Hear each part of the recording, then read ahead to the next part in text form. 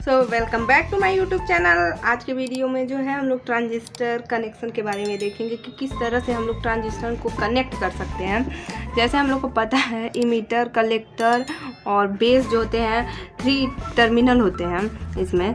तो किसके थ्रू हम लोग इनपुट देते हैं और किसके थ्रू आउटपुट गेन करते हैं उसको देखते हैं।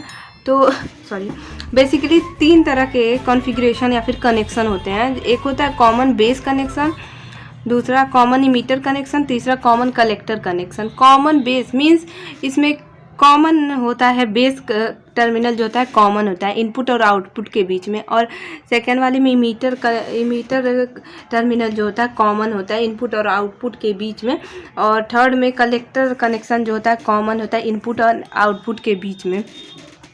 सो अपना फर्स्ट टॉपिक जो है common base connection.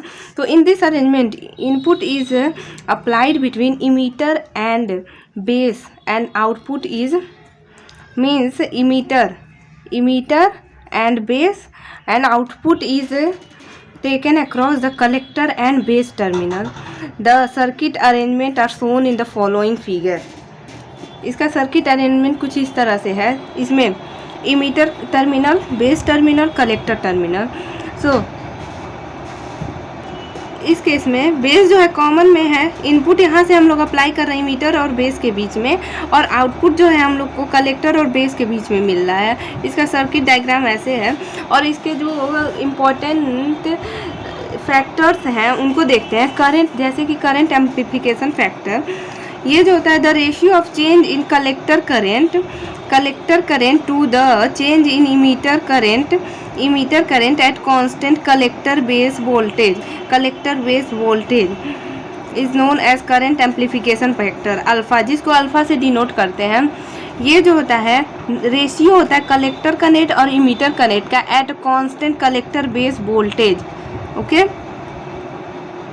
First of all इस कंडीशन में एक चीज़ इसको नोटिस करने की कि आई ई जो होता है इक्वल होता है आई बी के प्लस आई सी के। मतलब इमिट क्या करेगा, जितना वो बेस में करंट होगा और कलेक्टर करंट जितना कलेक्ट किया रहेगा वही तो वो इमिट करेगा आगे।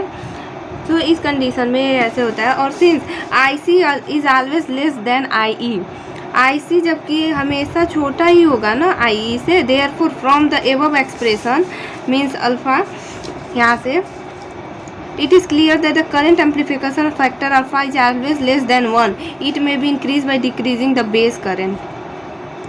जैसे कि IC हमेशा छोटा होगा IE से, तो मीन्स इसकी रेशियो जो होगा हमेशा 1 से लेस ही होगा। ओके, अब यहाँ पे हम लोग characteristics of common base connection जो है देखते हैं। The circuit arrangement which is used for the study of characteristic of NPN transistor in a common base mode is shown in the figure. जैसे इस फिगर में दिखाया गया है, इसकी कैरेक्टरिस्टिक कुछ इस तरह। There are 2 important characteristic in common base connection.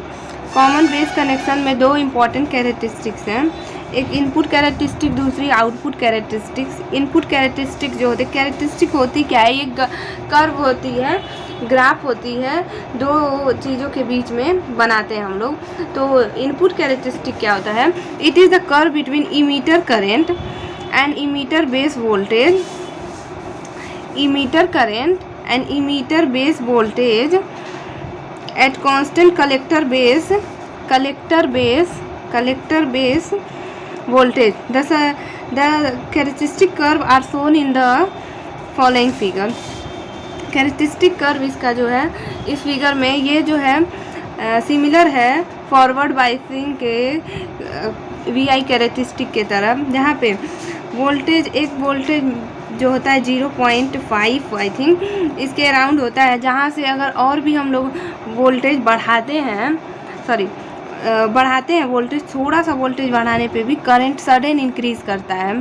ठीक, इस कंडीशन में ऐसे हम लोग को कर्व मिलता है। और ये जो कर्व होता है किसके बीच में, emitter current and emitter base voltage के बीच में होता है। ओके, और इस कर्व से हम लोग को क्या फाइंड आउट होता है उसको देखते हैं। द फॉलोइंग पॉइंट में be noted from the above characteristic curve. Emitter current increase repeatedly with A small increase in emitter base voltage. इस कर्व से हमें क्या पता है, थोड़ा सा इस पॉइंट के आने के बाद अगर थोड़ा सा भी हम इंक्रीज करते हैं वोल्टेज को तो सडन बहुत ही ज़्यादा करंट इंक्रीज होता है। It means that the input resistance is very small. इसका मतलब ये होता है कि इनपुट रजिस्टेंस जो है बहुत ही कम है। The emitter current is almost independent of collector base voltage. और इमीटर करंट जो होता है ऑलमोस्ट इंडिपेंडेंट ही है, क्योंकि यहाँ पे कोई उसकी डिपेंडेंसी तो प्रूफ नहीं हो रही है। The input resistance R I of above circuit. Input resistance क्या होगा इस कंडीशन में, R I del V E B by del I E at constant C B. मतलब इमीटर बेस वोल्टेज पे upon emitter current at constant V C B collector base voltage. Okay, इसी तरह हमको output characteristic के भी detail में जाना होगा, उसको भी देख लेते हैं। So output characteristic, it is curve between collector current and collector base voltage at constant emitter current. The following characteristic is shown in the following figure. इस कंडीशन में जो है फिगर सबसे पहले मुझे दिखाना होगा।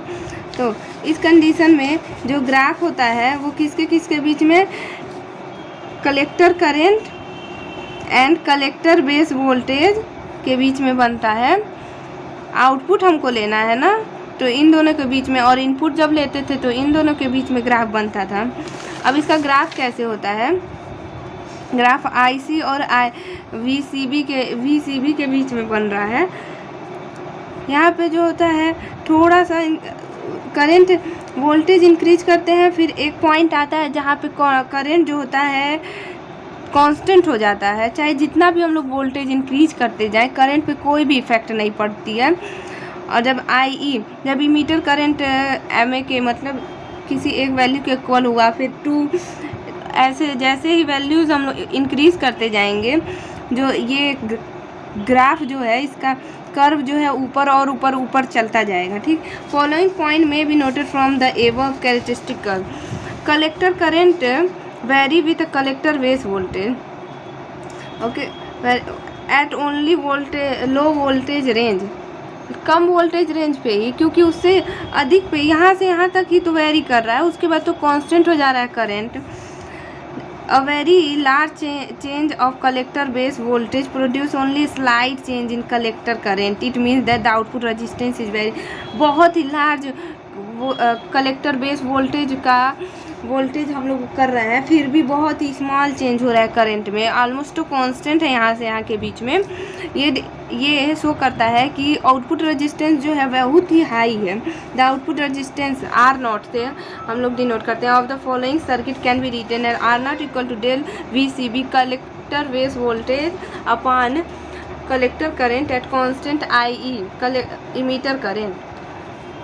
ये जो कॉमन बेस कनेक्शन है इसका प्रैक्टिकल भी होता है, जिसमें हम लोग को करंट एम्प्लीफिकेशन फैक्टर को फाइंड आउट करना होता है। और इसका ग्राफ जो होता है 2 बनता है। इनपुट ग्राफ को हमको ऐसे बनाना होता है और आउटपुट ग्राफ को हम लोग को ऐसे बनाना होता है। और भी हमको प्रैक्टिकल ही करने को आप लोग को मिलेगा भी, और आप लोग करिएगा बहुत ही अच्छे से। और इसमें जो जितना भी होता है, ये जितना मैंने आज बताया है उतने से ही आपका प्रैक्टिकल बहुत अच्छे से हो जाएगा। अगर वीडियो अच्छी लगी हो तो लाइक शेयर सब्सक्राइब करें। मिलते हैं नेक्स्ट वीडियो में, तब तक के लिए बाय बाय।